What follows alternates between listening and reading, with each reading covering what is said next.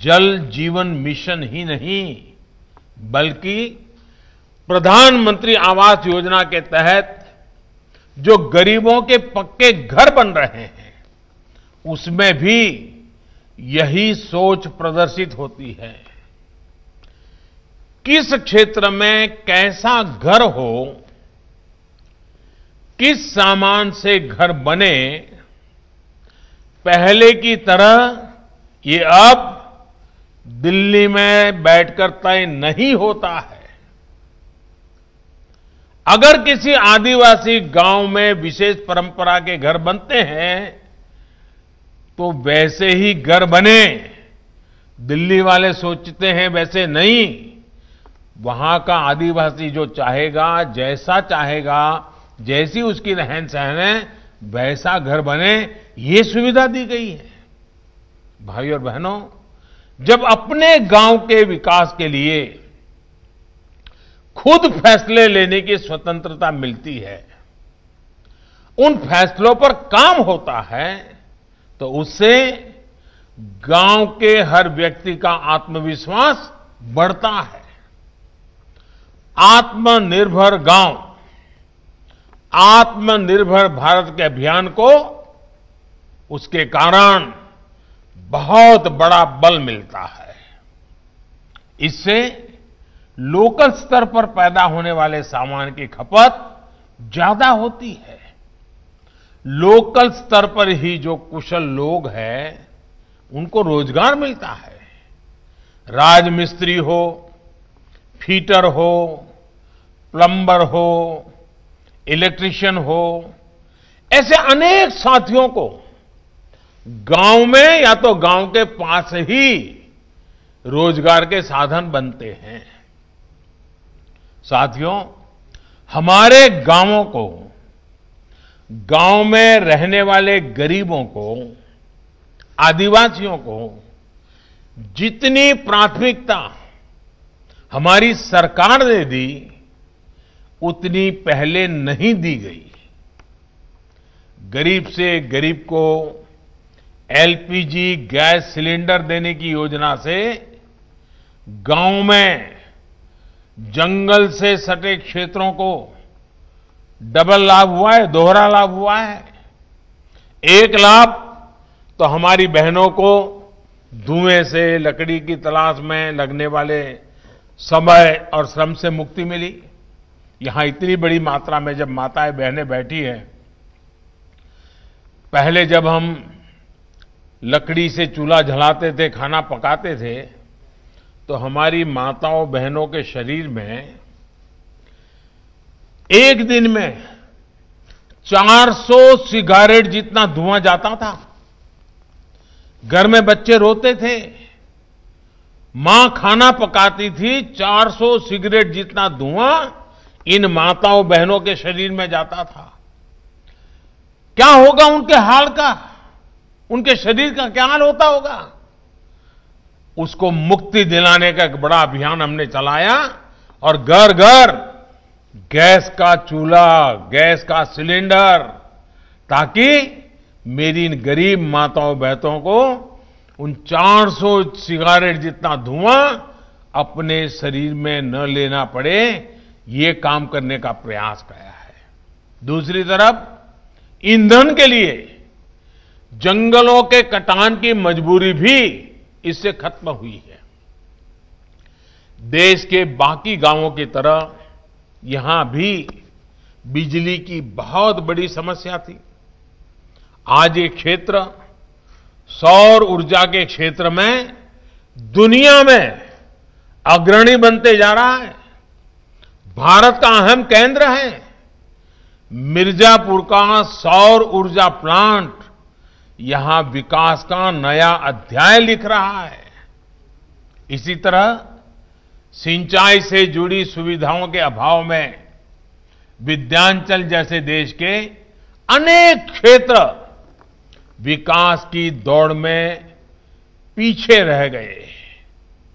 लेकिन इस क्षेत्र में बरसों से लटकी सिंचाई परियोजनाओं को पूरा किया जा रहा है।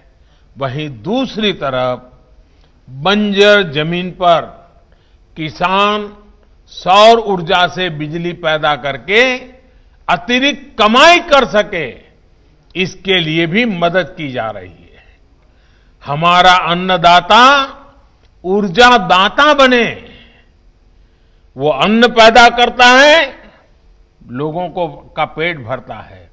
अब वो अपने ही खेत में उसके साथ साथ ऊर्जा भी पैदा कर सकता है और लोगों को प्रकाश भी दे सकता है। हम विंध्य क्षेत्र के विकास के लिए हर संभव प्रयास कर रहे हैं, चाहे वो मेडिकल इंफ्रास्ट्रक्चर बनाना हो या फिर इस इलाके में सड़कों का निर्माण, सभी पर बहुत तेज गति से काम चल रहा है। बिजली की स्थिति पहले क्या थी और अब कितनी बेहतर है, ये आप भी भली भांति जानते हैं। भाई और बहनों, गांव में विश्वास और विकास की कमी में एक और बड़ी समस्या रही है, घर और जमीन से जुड़े विवाद। इस समस्या को उत्तर प्रदेश के इस हिस्से में रहने वालों से बेहतर भला कौन समझ सकता है। कारण ये है कि पीढ़ी दर पीढ़ी रहने के बाद, उसके बाद भी गांव की जमीन के कानूनी कागज नहीं थे। अगर उनका घर है तो उस घर के संबंध में भी कितना है, लंबा है, कितना चौड़ा है, क्या उसकी साइज है, कागज कहां है, कुछ नहीं था। दशकों से लोग ऐसे ही जीते रहे, समस्या को झेलते रहे, विवाद बढ़ते गए और कभी कभी तो मारधाड़ हो जाती है, गला काटने तक पहुंच जाता है मामला, भाई भाई के बीच झगड़ा हो जाता है। 1 फुट जमीन के लिए एक पड़ोसी के साथ दूसरा पड़ोसी का लड़ाई हो जाती है। अब इस समस्या के स्थायी समाधान के लिए स्वामित्व योजना के तहत यूपी में ड्रोन टेक्नोलॉजी से घर और जमीन के नक्शे बनाए जा रहे हैं। इन नक्शों के आधार पर घर और जमीन के कानूनी दस्तावेज घर और जमीन के मालिक को सौंपे जा रहे हैं। इससे गांव में रहने वाले गरीब, आदिवासी, वंचित साथी भी कब्जे की आशंका से निश्चिंत होकर अपना जीवन व्यतीत कर पाएंगे। वरना मुझे तो मालूम है, गुजरात में तो आपके क्षेत्र के बहुत लोग काम करते हैं, तो कभी उनसे मैं बात करता था कि भाई क्यों चले गए थे, तो कहे नहीं भाई हमारा तो वहां जमीन का झगड़ा हो गया, हमारे घर का किसी ने कब्जा कर लिया, मैं यहां काम करता था, कोई घर में घुस गया। अब ये कागज मिलने के बाद ये सारे संकटों से आप मुक्त हो जाएंगे। यही नहीं, जरूरत पड़ने पर गांव के अपने घर के जो दस्तावेज हैं, जो कागज है, उससे अगर आपको कर्ज लेने की जरूरत पड़ी, बैंक से लोन लेने की जरूरत पड़ी, तो अब आप उसके हकदार बन जाएंगे। आप जा सकते हैं, कागज दिखा करके बैंक से लोन ले सकते हैं। साथियों, आज सबका साथ, सबका विकास, सबका विश्वास, ये मंत्र देश के हर हिस्से, हर नागरिक के विश्वास का मंत्र बन चुका है।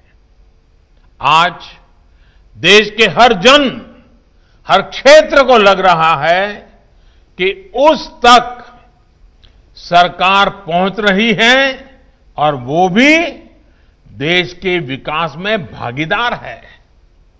हमारे जनजातीय क्षेत्रों में भी आज ये आत्मविश्वास में भली भांति उसमें एक नई ताकत आई है और मैं इसको देख पा रहा हूं। आदिवासी अंचलों में मूल सुविधाएं तो आज पहुंच ही रही है, बल्कि इन क्षेत्रों के लिए विशेष योजनाओं के तहत भी काम किया जा रहा है। जनजातीय युवाओं की शिक्षा के लिए देश में सैकड़ों नए एकलव्य मॉडल आवासीय स्कूल स्वीकृत किए गए हैं। इसमें हमारे आदिवासी इलाकों के बच्चों को हॉस्टल की सुविधा उपलब्ध होगी। इसमें से अनेक स्कूल यूपी में भी खुल रहे हैं। कोशिश ये है कि हर आदिवासी बाहुल्य ब्लॉक तक इस व्यवस्था को पहुंचाया जाए। पढ़ाई के साथ साथ कमाई की संभावनाएं भी तलाशी जा रही हैं। वन उपजों की ज्यादा कीमत आदिवासी साथियों को मिले, इसके लिए 1250 वन धन केंद्र पूरे देश में खोले जा चुके हैं। इनके माध्यम से सैकड़ों करोड़ रुपए का कारोबार भी किया गया है। यही नहीं, अब आत्मनिर्भर भारत अभियान के तहत वनोपज आधारित उद्योग भी आदिवासी क्षेत्रों में लगे, इसके लिए भी जरूरी सुविधाएं तैयार की जा रही हैं। आदिवासी क्षेत्रों के विकास के लिए पैसे की कमी ना हो, इसके लिए डिस्ट्रिक्ट मिनरल फंड बनाया गया है। सोच ये है कि आदिवासी क्षेत्रों से निकलने वाली संपदा का एक हिस्सा उसी क्षेत्र में लगे। उत्तर प्रदेश में भी इस फंड में अब तक लगभग 800 करोड़ रुपए इकट्ठा किए जा चुके हैं। इसके तहत 6,500 से ज्यादा प्रोजेक्ट स्वीकृत भी किए जा चुके हैं और सैकड़ों प्रोजेक्ट पूरे भी हो चुके हैं। साथियों, ऐसे ही काम आज भारत के आत्मविश्वास को प्रतिदिन बढ़ा रहे हैं। इसी आत्मविश्वास के दम पर आत्मनिर्भर भारत बनाने में हम सभी जुटे हैं। मुझे विश्वास है कि विंध्य जलापूर्ति योजना से ये आत्मविश्वास और मजबूत होगा। हां, इस बीच आपको ये भी याद रखना है कि कोरोना संक्रमण का खतरा अभी भी बना हुआ है। 2 गज की दूरी, मास्क और साबुन से साफ सफाई के नियम किसी भी हालत में भूलने नहीं हैं। जरा सी ढिलाई खुद को, परिवार को, गांव को संकट में डाल सकती है। दवाई बनाने के लिए हमारे वैज्ञानिक कठिन तप कर रहे हैं। दुनिया भर के वैज्ञानिक लगे हुए हैं। सबसे धनवान देश के लोग भी लगे हैं और गरीब देश के लोग भी लगे हैं। लेकिन जब तक दवाई नहीं, तब तक ढिलाई नहीं।